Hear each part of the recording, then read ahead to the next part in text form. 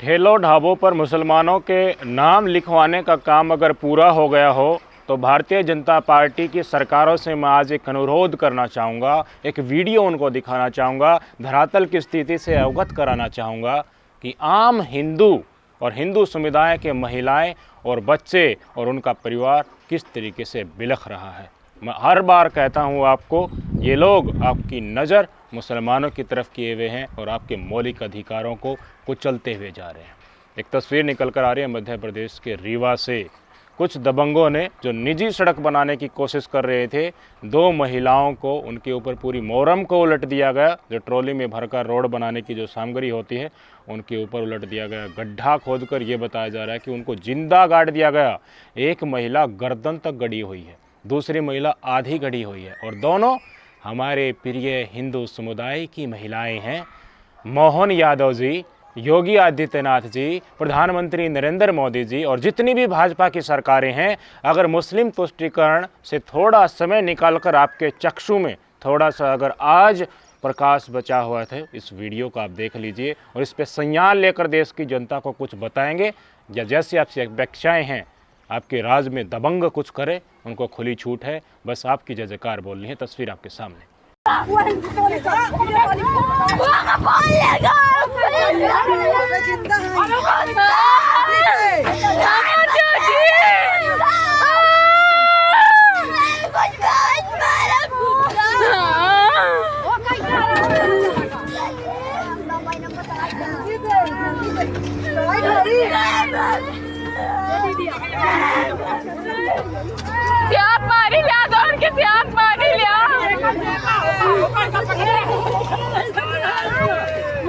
क्यों अब हिंदू संगठन नहीं आएंगे?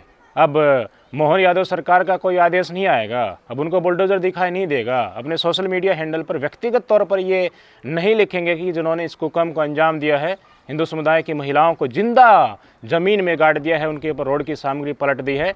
ग्रामीणों ने मुश्किल से गड्ढा खोदकर हाथों से, कुदालों से मिट्टी हटाकर बेहोशी की हालत में दोनों महिलाओं को निकला है। दोनों महिलाओं का नाम भी मैं आपको बता देता हूं ताकि आपको संशय न हो। आशा पांडे और ममता पांडे हमारी हिंदू माता बहनें हैं। थोड़ा ध्यान देंगे मोहन यादव जी, बीजेपी की सरकार है ना, और किन करैक्टरिस्टिक्स और किन मुद्दों को ध्यान में रखते हुए मध्य प्रदेश की जनता ने इनको कुर्सी के ऊपर बैठाया है, उनको आज सोच लेना चाहिए कि महिलाओं के कितने हितैषी हैं, आदिवासियों के कितने हितैषी हैं, और सबसे बड़ी बात, हिंदू समुदाय की अलग अलग प्रक्रिया में और उनकी भावनाएं में और उनके मुद्दों के ऊपर और उनकी यातनाओं के ऊपर इनके राज में पल रहे दबंगों के अंदर ठसक कितनी है।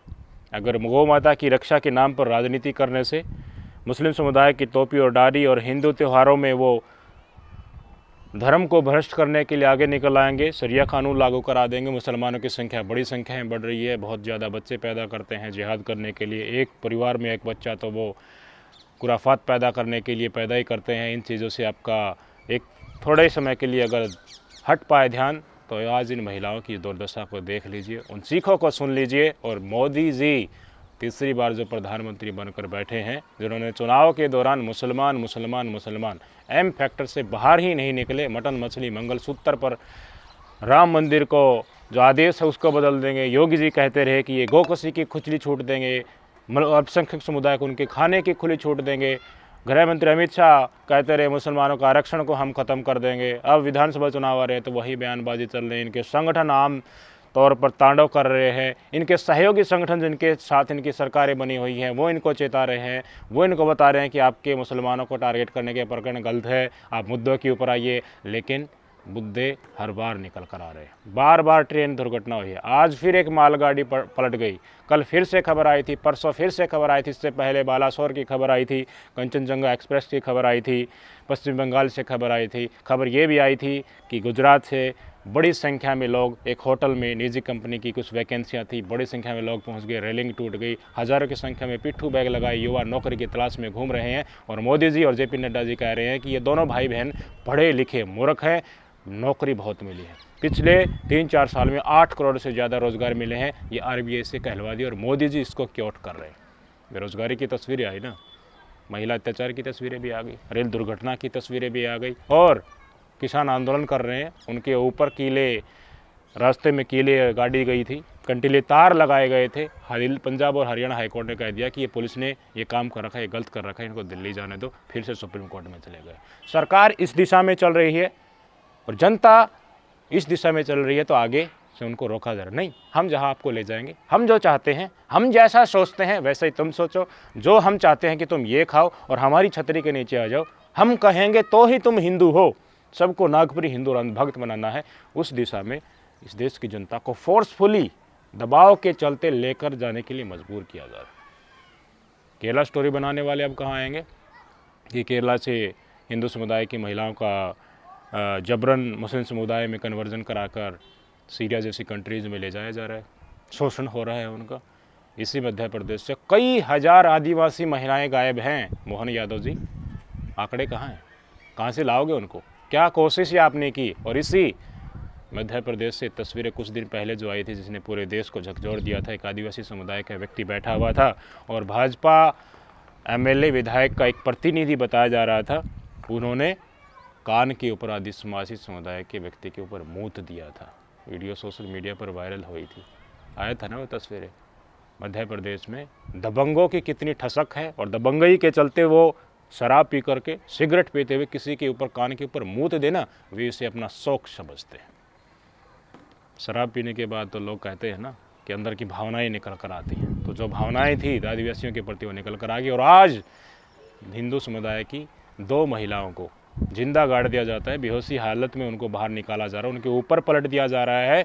जेसीबी और हाईवा से लाया गया सामान ग्रामीण उनको कुदेर कर खोद कर निकाल रहे हैं। स्टेबल हालत उनकी है, लेकिन आप ठसक तो देखिए।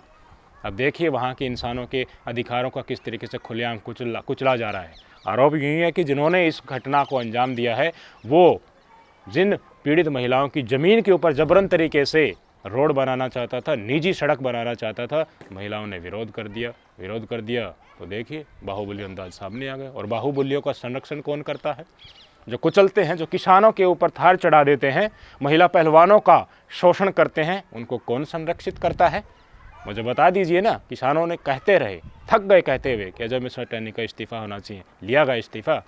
महिला पहलवान रोते रही, जुल्म सहती रही, बदनाम उनको किया गया, मियाँ खलीफा से उनको कंपेयर किया गया, विपक्ष उनकी बात उठाता था, उनके टुकड़ों पर पलने वाली महिला पहलवानों को कहा गया। विनेश फोगाट जो फिर से मेडल लाने के लिए ओलंपिक जा चुकी है, उसको पता नहीं क्या क्या कहा गया। ये तो राजनीति करने आए हैं, ये तो ख़त्म हो गया है इनका खेल, इसलिए। और वो गई ना अब दोबारा ओलंपिक में और फिर से मेडल लेने आ ली है, फिर कहाँ घुसेंगे? हर बात इस देश की जनता अपने अधिकारों के लिए सड़क के ऊपर आती है ना, तो उसको ऐसे ही कुचला जाता है और उनको दिखाया जाता है कि हमारे राज्य में, हमारे संरक्षण में जो नेता मंत्री पल रहे हैं वो बिल्कुल सही है, तुम ही गलत हो। और भाजपा उन्हें बचाने के लिए एडी से चोटी तक का जोर लगा देती है। जनता की सुनते ही नहीं है। तुम कुछ कहो, हमारी सरकार में इस्तीफे नहीं होते हैं। हमारी सरकार में जो देखिए रेल दुर्घटनाएं हो रही हैं और इस तरह की घटनाएं आ रही हैं, तो इनको हो सकता है इनके ऊपर विचार किया जाए, लेकिन इस्तीफे नहीं होंगे। नैतिकता नाम की इसमें कोई चीज़ ही नहीं बची है। तो दबंगों का एटीट्यूड क्या होगा? दबंग सरकार से यही अपेक्षा करेंगे कि हम कुछ भी, कितना भी घिनौना काम कर दें, हमें बचा लिया जाएगा। और इसी की तस्वीर आप सबके सामने है। कुछ हो जाओ, जिम्मेवारी और जवाबदेही नाम की चीज़ ही नहीं है। रेल मंत्री आज इस पद के ऊपर होने नहीं चाहिए थे। वो बार बार दुर्घटना होती है, लोगों की जान जा रही है, हमारे सैनिक मारे जा रहे हैं, बेचारे के साथ इतना अन्याय हो रहा है।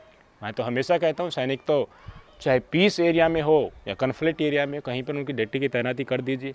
स्वेच्छा से भारत माता की रक्षा के लिए अपने जीवन का सर्वोत्तम बलिदान देंगे, लेकिन गैर जरूरी बलिदान अगर देश की शहादत के रूप में कन्वर्ट होता है, तो उस परिवार के ऊपर क्या गुजरती होगी। वो परिवार पूरी उम्र सोचता रहेगा, उसके बच्चे सोचते रहेंगे कि उस इंसिडेंट को अवॉइड किया जा सकता था अगर सतर्कता थोड़ी बरती जाती। क्यों ढसोकलेबाजी पीटी जा रही है? 370 हटा दिया, स्टेटहुड हमने तोड़ दिया, पत्थरबाज खत्म हो गए हैं। और पहले जो घटनाएं होती थी उससे बड़ी संख्या में, जम्मू में जो पीस था वहाँ पर फायरिंग हो रही, वहाँ पर आतंकवादी आ रहे हैं। क्यों? क्या कारण है भाई साहब? एक तो आपकी कथनी और दूसरी अपनी करनी। धरातल की तस्वीरें बाहर निकल कर आ रही हैं और आप योगा दिवस के ऊपर मोदी जी सेल्फी लेकर आ गए, तो होगी कश्मीर में शांति? अब स्वामी यशवीर जी महाराज ने उत्तराखंड और यूपी की सरकार से आदेश पारित करवा लिया, आर्डर लागू करवा लिया कि मुसलमानों के नाम लिखने हैं। तो भाई साहब, अब हरियाणा में भी रिक्वेस्ट की जा रही है कि हरियाणा में भी बीजेपी सरकार है, वहाँ भी यही आर्डर लगाओ। 9 से 125 किलोमीटर कावड़ यात्रा निकलती है। राजस्थान में बीजेपी सरकार है, वहाँ भी लाओ, मध्य प्रदेश में भी लगा दो ना। ये चीज़ें ज़रूरी हैं, धर्म की रक्षा ही ज़रूरी है, कावड़ियों का संरक्षण करना ही ज़रूरी है। अब वही कावड़िया हो सकता है अपनी मनमर्जी के अनुसार मुस्लिम समुदाय की दुकान के ऊपर चले गए, तब धर्म का जो ठेकेदारी ले रखे हो वो किस बिल में घुस जाएगा। सत्ताधीशों के लिए हिंदू मुसलमान करना, नफरत परोसना, बस शायद यही मुद्दा रह गया। इनसे जुड़े हुए लोगों ने इनके 10 साल के कार्यकाल को उठाकर देख लीजिए, कितने घिनौने काम इनके संरक्षण में लोगों ने अंजाम दिए। संरक्षण के बाद जो इनसे जुड़े हुए हैं, इनके नेता हैं, इनके संगठनों से जुड़े हुए हैं, उन्होंने खंगाल कर देख लीजिए, गोकसी में वो मिल जाएंगे, गौ माता के नाम पर मुसलमानों को जिंदा जलाने वाले में वो मिल जाएंगे।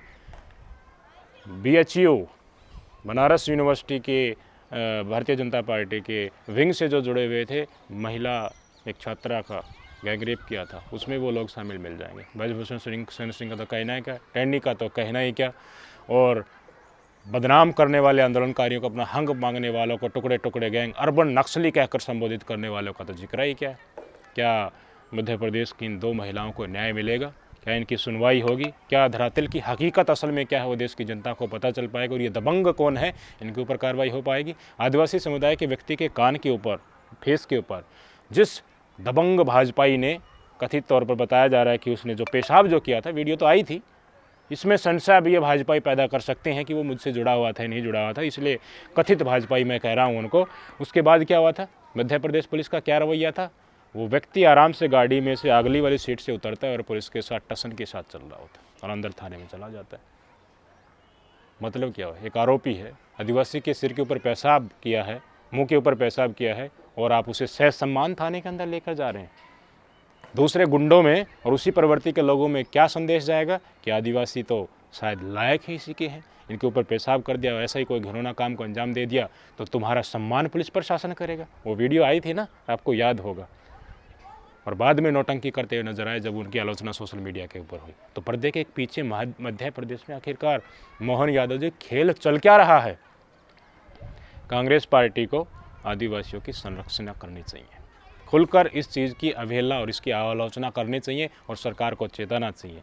और वोटर्स का भी थोड़ा ध्यान दिलाना चाहूँगा, मेजॉरिटी की सरकारें और बार बार कोई भी सरकार कुर्सी के ऊपर बैठती है तो वो तानाशाह हो ही जाती है, चाहे वो कांग्रेस पार्टी हो, चाहे वो भारतीय जनता पार्टी हो। बदलाव ज़रूरी है।